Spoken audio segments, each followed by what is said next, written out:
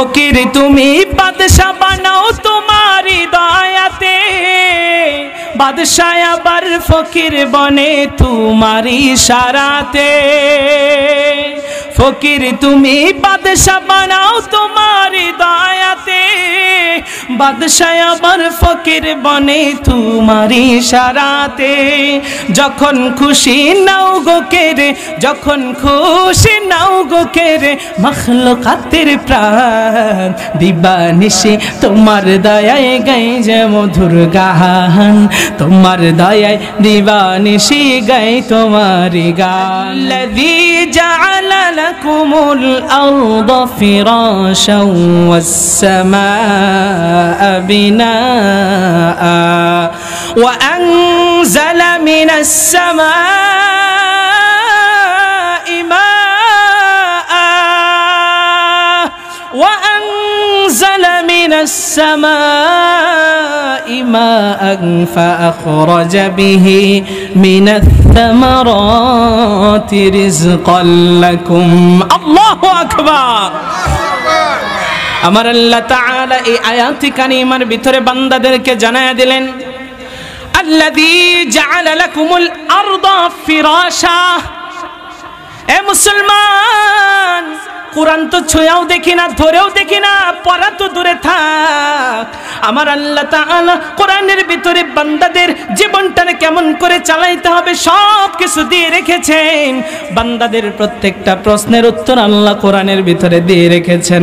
আমার আল্লাহ তাআলা বান্দাদেরকে বলতেছে, আমি তোদের জন্য এই জমিনটাকে বিছানা স্বরূপ, ফিরাশা বিছানা স্বরূপ বানিয়ে দিছি। আমার আল্লাহ তাআলা কোরআনের এই আয়াতের ভিতরে জানায় দেয়, জমিনটারে তোদের জন্য বিছানা স্বরূপ বানায় দিছি, আসমানটাকে তোদের জন্য ছাদ স্বরূপ বানায় দিছি।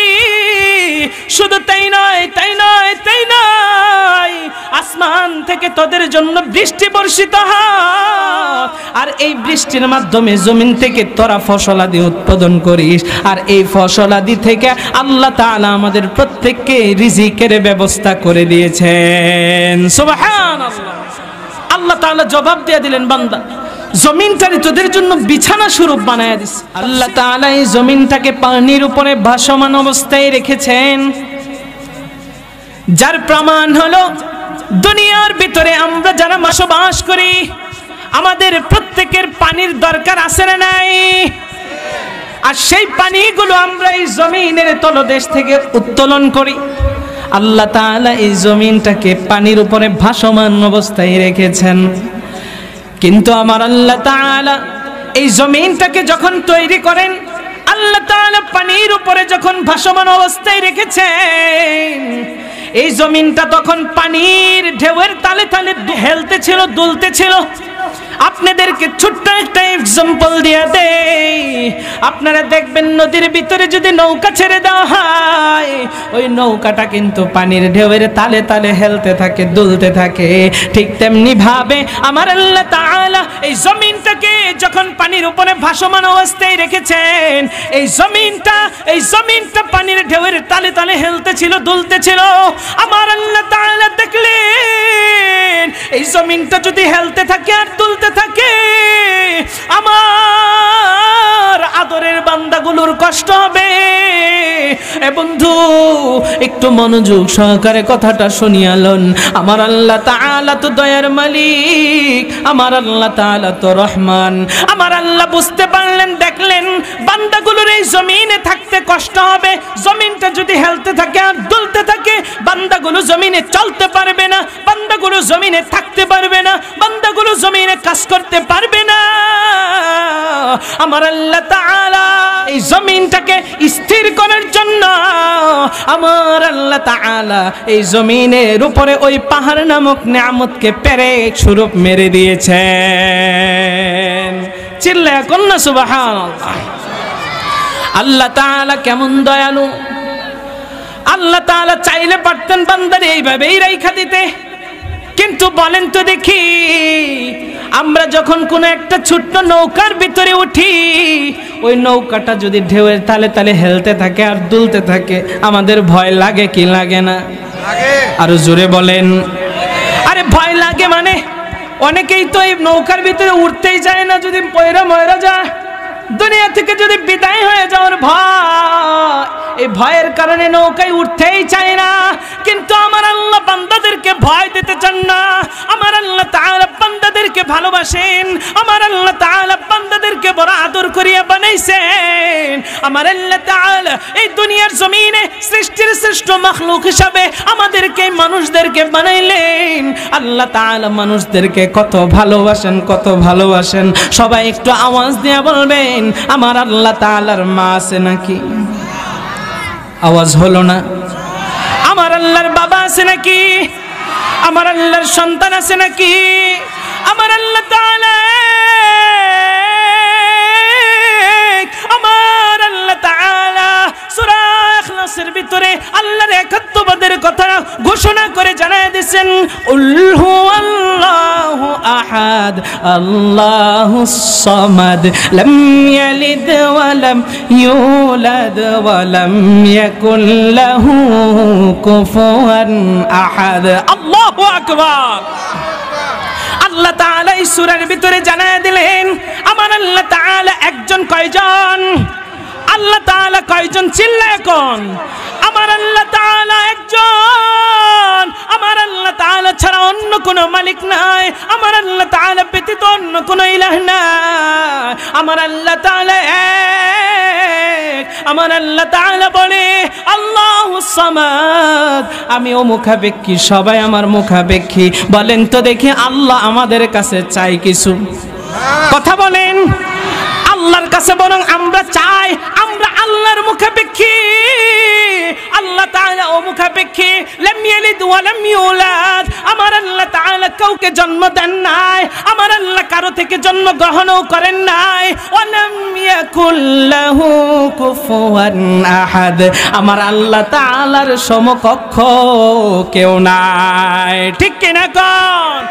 আমার আল্লাহ তাআলা এই সূরার ভিতরে ঘোষণা করে দিলেন, এই দুনিয়ার জমিনে আমার আল্লাহ তাআলার সন্তান নাই। এই দুনিয়ার জমিনে আমার আল্লাহ তাআলার মা নাই। এই দুনিয়ার জমিনে আমার আল্লাহ তাআলার বাবাও নাই। আমার আল্লাহ তাআলার কোনো আত্মীয় স্বজন নাই। কিন্তু আমার আল্লাহ তাআলা বড় আদর করিয়া আমাকে আপনাকে বানাইছেন। কতগুলো বান্দা আল্লাহ তাআলা বানাইছেন। আমার আল্লাহ তাআলা এই বান্দাদেরকে কত ভালোবাসেন। আমার আল্লাহ তাআলা বান্দাদেরকে কত ভালোবাসেন। আল্লাহ বলে, রে বান্দা,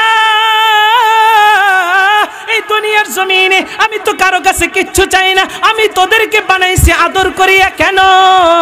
বলে, বান্দা, দুনিয়াতে আমি আল্লাহ তোদেরকে ইবাদতের জন্য বানাইছি। আমি আল্লাহর ইবাদত করবি, আমি আল্লাহর নামাজ পড়বি, আমি আল্লাহর রোজা রাখবি, আমি আল্লাহর ফরজ বিধানগুলো কায়েম করবি। আমি আল্লাহ তাআলা তোদের কাছে আর কিছু চাই না। মাঝে মাঝে আমি আল্লাহরে আল্লাহ বলিয়া ডাকবি। আল্লাহু আকবার। এ বান্দা, একটু দিলটা নরম করে দিয়ে শুনেন। আমাকে আপনাকে আল্লাহ মা দিয়েছেন, বাবা দিয়েছেন। আমাকে আপনাকে আল্লাহ তাআলা কত আত্মীয় স্বজন দিয়েছেন। আমাকে আপনাকে আল্লাহ তাআলা সন্তান দিয়েছেন। যে সন্তান আপনাকে আমাকে বাবা বাবা বলে ডাকে, যে সন্তান আপনাকে আমাকে মা মা বলে ডাকে, ও আমার প্রাণের অন্তরালের মা, আপনার সন্তানরা আপনারে কত আদর করিয়া ভালোবাসা মা বলে ডাকে। আল্লাহ তাআলা বলে, বান্দা, আমি আল্লাহ তোরে বাবা দিয়েছি। দুনিয়াতে বাবাকে বাবা বলে ডাকবি, কোনো সমস্যা নাই। দুনিয়াতে আমি আল্লাহ তোরে মা দিয়েছি, মাকে মা বলে ডাকবি, কোনো সমস্যা নাই। দুনিয়াতে আমি তোরে আত্মীয় স্বজন দিয়েছি, বিভিন্ন ধরনের তোকে আত্মীয় স্বজন দিয়েছি, তাদেরকে বলে বলে ডাকবি, কোনো সমস্যা নাই। মা বাবাকে সন্তানকে ডাকতে ডাকতে মুখের ফেনা তুলে ফেলবি, কোনো সমস্যা নাই। কিন্তু মাঝে মাঝে আমি আল্লাহরে আল্লাহ বলিয়া ডাকিস। ও বান্দা, আমি আল্লাহ তোর দিকে তাকায় আছি, কখন তুই আমি আল্লাহকে একবার আল্লাহ বলিয়া ডাকবি। আল্লাহু আকবার। চিল্লায় আমার মালিকরে ডাক দেন, বলেন আল্লাহ। আরো আওয়াজ দিয়ে বলেন না আল্লাহ। ভিতর থেকে ফিল করে আমার মালিকরে একবার ডাক দেন, আল্লাহ। আরে বান্দা, আল্লাহকে যদি আল্লাহ বলিয়া ডাকিস, আল্লাহকে আল্লাহ বলিয়া ডাকলে আমার আল্লাহ বান্দার উপরে খুশি হয়ে যায়।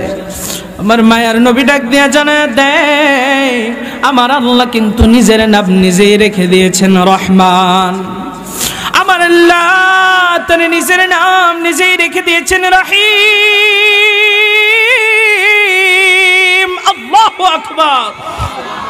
আমার আল্লাহ তাআলা দয়ার মালিক, এই জন্য সব সময় আমার আল্লাহরে আল্লাহ বলিয়া ডাকতে পারবো তো ইনশাআল্লাহ।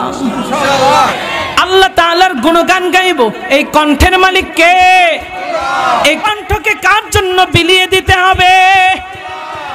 হে দয়াময় রহিম রহমান, হে দয়াময় রহিম রহমান, দিবানিশি তোমার দয়ায় গাই যে মধুর গান, দিবানিশি তোমার দয়ায় গাই যে মধুর গান। বলেন হে দয়াময় রহিম রহমান, হে দয়াময় রহিম রহমান, দিবানিশি তোমার দয়ায় গাই যে মধুর গান, তোমার দয়ায় দিবানিশি গাই তোমার গান।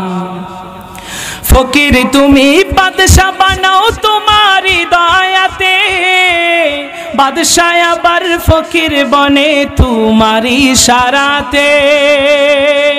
ফকির তুমি বাদশা বানাও তোমারি দয়াতে, বাদশাহ আবার ফকির বনে তোমারি ইশারাতে। যখন খুশি নাও গো কেরে, যখন খুশি নাও গো কেরে মখলুকাতের প্রাণ, দিবানিশি তোমার দয়ায় গাই যে মধুর গান, তোমার দয়ায় দিবানিশি গাই তোমার গান। হে দয়াময় রহিম রহমান, হে দয়াময় রহিম রহমান, দিবানিশি তোমার দয়ায় গাই যে মধুর গান, তোমার দয়ায় দিবানিশি গাই তোমার গান। তুমি হাসাও তুমি কাঁদাও গো মালিক শাহ, তোমার লীলা বোঝার মতো সাধ্য কারো নাই। তুমি হাসাও তুমি কাঁদাও গো মালিক দায়, তোমার লীলা বোঝার মতো সাধ্য কারো নাই।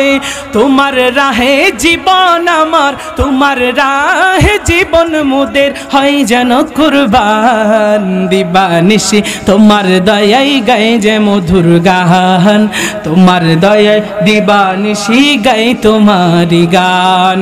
হে দয়াময় রহিম রহমান, হে দয়াময় রহিম রহমান, দিবানিশি তোমার দয়ায় গাই যে মধুর গান, তোমার দয়ায় দিবানিশি গাই তোমার গান, দিবানিশি তোমার দয়ায় গাই তোমার গান। গান গাইব কার?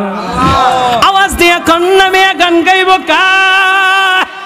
আল্লাহ। নিজের কণ্ঠটারে আল্লাহর জন্য বিলায় দেন না।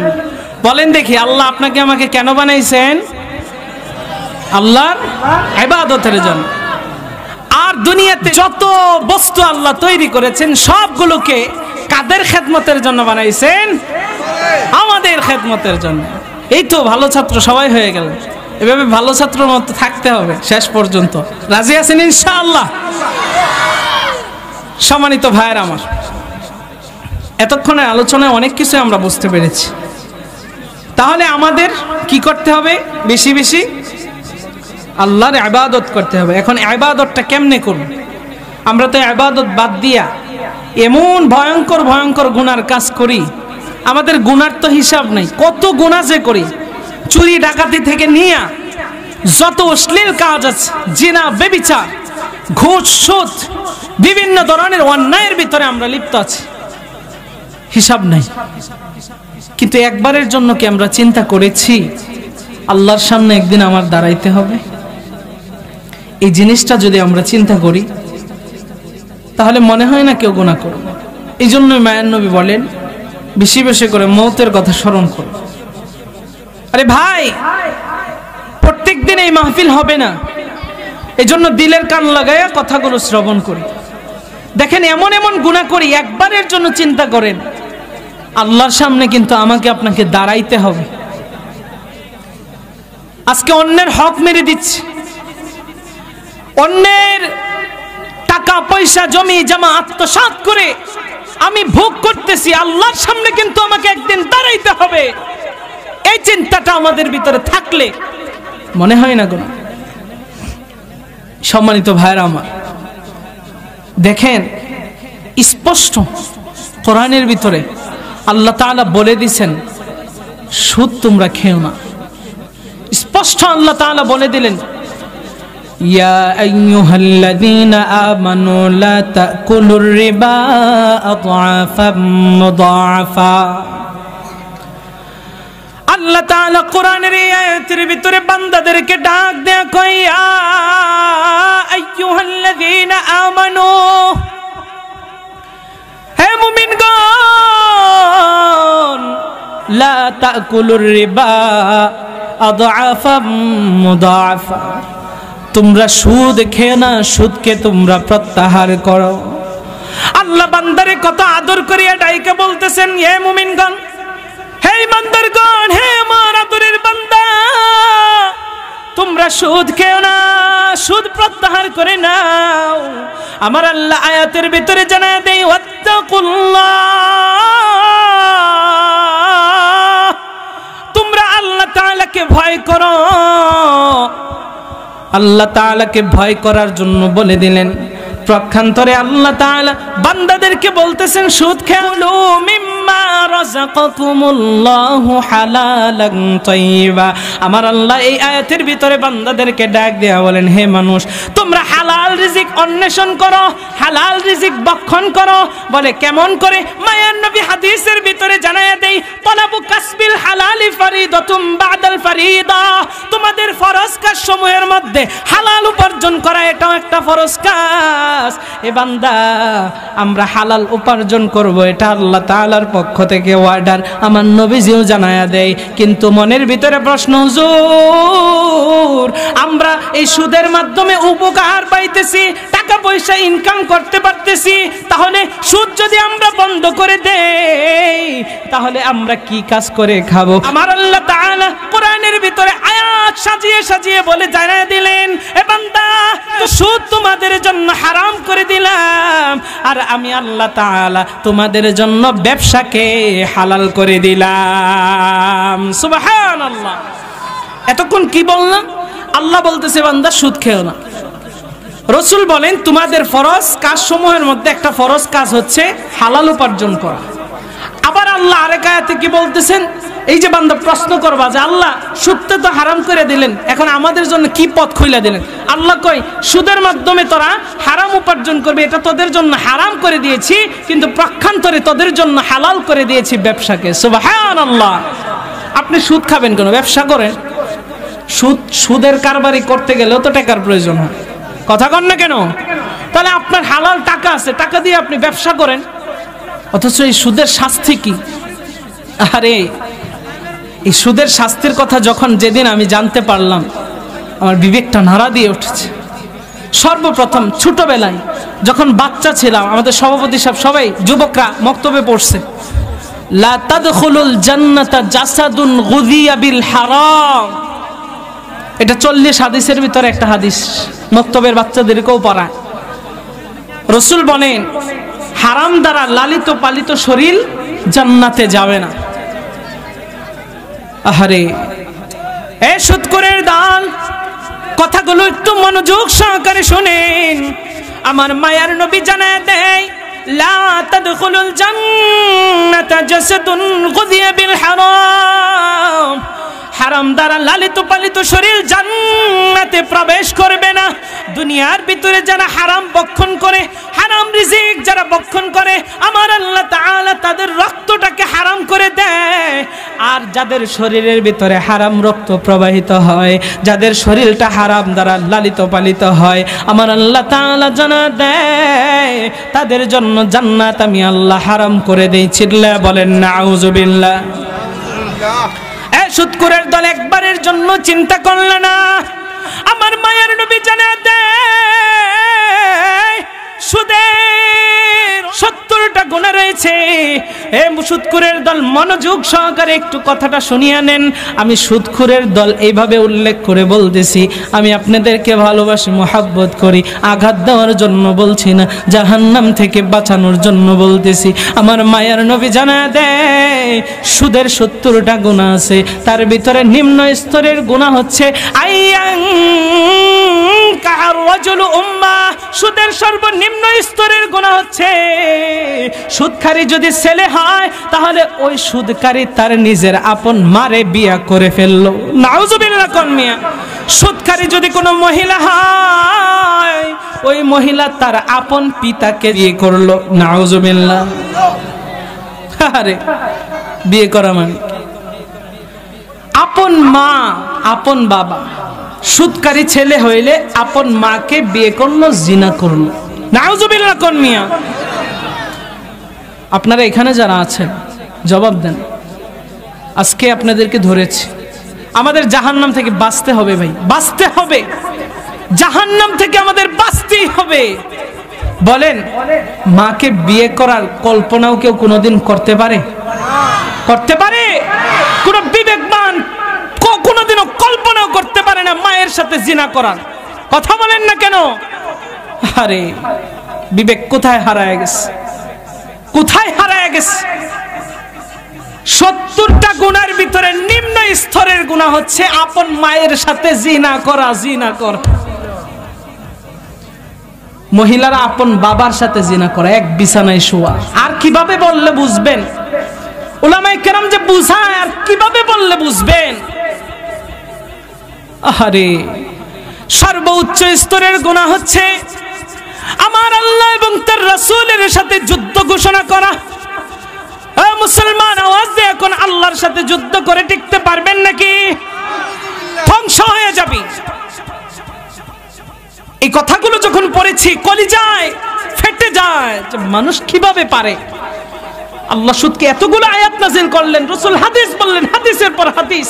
সুদ খেও না, ব্যবসা করো ভাই, ব্যবসা করো।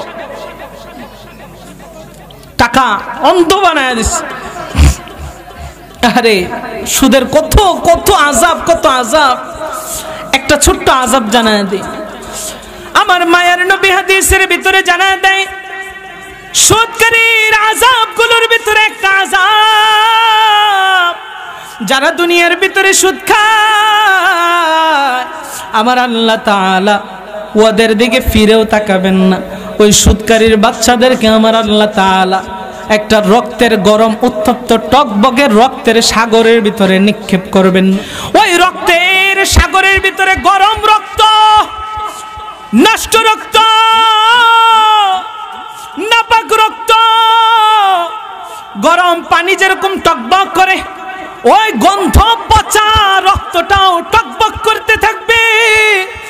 এই সুদখোরের দল, দুনিয়ার ভিতরে একটু টাকার লোভে পড়িয়া আজকে তুমি রমরমা সুদের ব্যবসা করতেছো, টাকা লাগাইতেছো, ব্যাংক থেকে সুদের লোন উঠাইতেছো। আরে ভাই, তুমি আজকে একবারের জন্য চিন্তা করলে না? মায়ের নবী জানায় দিয়েছেন ওই উত্তপ্ত জাহান্নামের রক্তের সাগরের ভিতরে সুদকারীকে নিক্ষেপ করা হবে। সুদকারী সহ্য করতে পারবে না। জাহান্নামের ওই উত্তপ্ত রক্ত, প্রচন্ড প্রচন্ড গন্ধযুক্ত রক্তের ভিতরে যখন তাকে নিক্ষেপ করা হবে, ওই জাহান্নামী সুদকারী নারী পুরুষ তারা সাতরাইয়া সাতরাইয়া পারে আসার জন্য যখন আসতে চাইবে, আমার আল্লাহর পক্ষ থেকে ফেরেশতারা ওখানে দাঁড়ায় থাকবে। ওই ফেরেশতারা হাতের ভিতরে পাথর নিয়ে নিয়ে ওই জাহান্নামের সুদকারী নারী আর পুরুষকে চেহারার ভিতরে পাথরগুলো এভাবে নিক্ষেপ করবে, নিক্ষেপ করবে। পাথরটা লাইগা সাথে সাথে চেহারাটা বিকৃত হয়ে যাবে, চেহারা চামড়াগুলো ঝলসে যাবে, সাথে সাথে হাড্ডিগুলো ভেঙে চুরমার হয়ে যাবে। ওই সুদকারী নারী এবং পুরুষ আবারও পিছনের দিকে চলে যাবে, আবারও তারা পারে আসতে চাইবে, আবারও ফেরেশতারা পাথরে নিক্ষেপ করবে। এইভাবে এইভাবে তাদের আযাব আল্লাহ তাআলা জাহান্নামের ভিতরে দিতে থাকবে। নাউজুবিল্লাহ। সহ্য করতে পারবেন? হ্যাঁ পারবেন? কেমনে খান, কেমনে খান? আচ্ছা একবারের জন্য আমরা চিন্তা করতে পারি না। ঘরের ভিতরে তো আমরা অনেকেই গরম পানি করি, অনেকে আগুনের ধারে কাছে যায়, দেখেন তো গরম পানিটারে প্রচন্ড পরিমাণে হিট করে আঙ্গুলটা দিতে পারেন কিনা? শুধু গরম এটা নয়, রক্ত, বলে কেমন রক্ত? রক্তটা প্রচন্ড টকবগে ফুটন্ত, এটার ভিতরে ফেলে দেওয়া হয়। আরে এখানে যারা আছেন, কোন সুদকারীকে আপনারা আশ্রয় দিবেন না, বয়কট করবেন। যে সন্তানদের বাবা মা সুদ খায়, তোমরা তোমাদের পিতামাতাকে বয়কট করবা।